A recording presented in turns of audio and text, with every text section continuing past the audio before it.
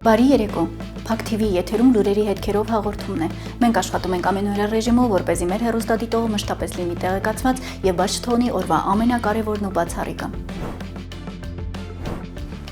Նոր սոցիոլոգիական հարցումների համաձայն հունիսի 7-ից հետո Փաշինյանը այլևս երկրի վարչապետ չի լինի։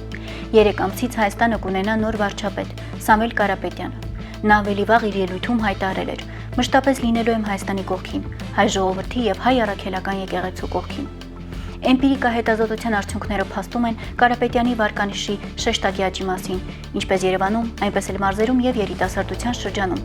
Նրա տնային կալանքը մեկ ամսով երկարացնելու որոշումը փաստաբանները պատրաստվում են բողոքարկել։ Միջազգային հեղինակավոր փորձագետներն ու իրավապաշտպանները տեղի ունեցողը որակում են քաղաքական հետապնդում, քաղաքական հալածանքներ եւ միջամտություն ընտրական գործընթացներին։ Ուժեղ Հայաստանը հայտարարում է համակարգված արշավի մեկնարկի մասին։ Կուսակցությունից նշում են, առանց այս քայլերի Հայաստանի միջազգային հեղինակությունը կփլուզվի, քանի որ այն գնում է դեպի ավտոկրատիա։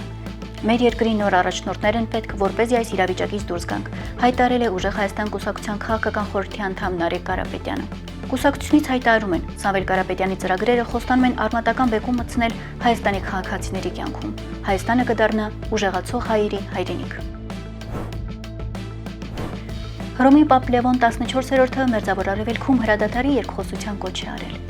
Արդեն 2 շաբաթ է, ինչ Մերձավոր Արևելքի ժողովուրդը տառապում է պատերազմի սարսափներից։ Հազարավոր անմեղ մարդիկ մահացել են եւ շատերը ստիպված են եղել լքել իրենց տները։ Ես իմ հոգեվոր մտերմությունն եմ հայտնում նրանց, ովքեր կորցրել են սիրելիներին, դպրոցների, հիվանդանոցների եւ գյուղերի վրա հարձակումների ժամանակ։ Պապը հատուկ մտահոգություն է հայտնել Լիբանանում ստեղծված իրավիճակի վերաբերյալ։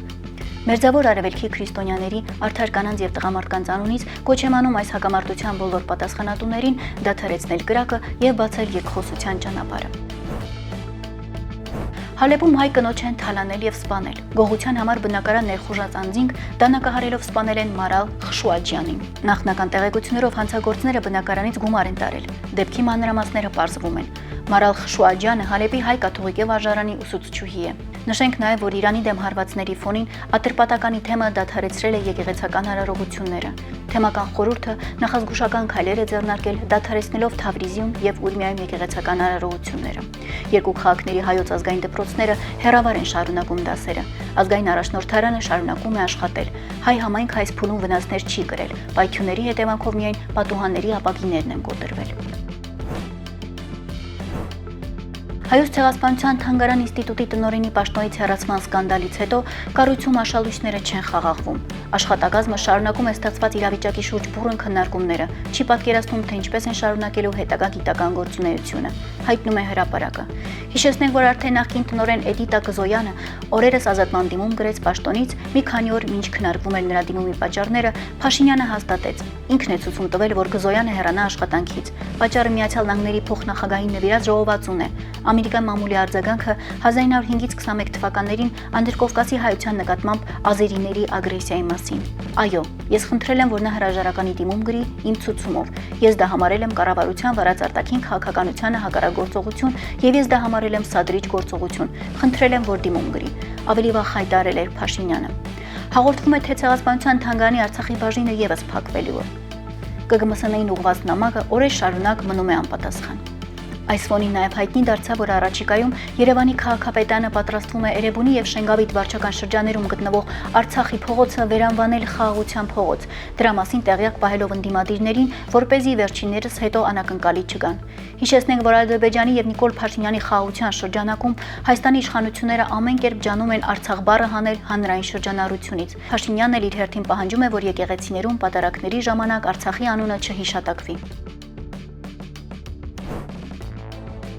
Իրանի նոր գերագույն առաջնորդը գաղտնի կերպով տեղափոխվել է Մոսկվա ռուսական ռազմական ինքնաթիռով, հայտարարում են ԶԼՄ-ները։ Ըստ թերթերի տարհանումը կատարվել է Մոջթաբա Խամենեի վիրավորվելուց հետո գաղտնի գործողության շրջանակում։ Նա իբր տեղափոխվել է Ռուսաստան, որտեղ այժմ բուժում է ստանում։ Այս տեղեկատվության պաշտոնական հաստատում Թեհրանից կամ Մոսկվայից չի ստացվել։ Հայտնի փաստաբան Լևոն Բաղդասարյանը հանցագործության մասին հրատապ հայտարարությամբ է հանդես եկել։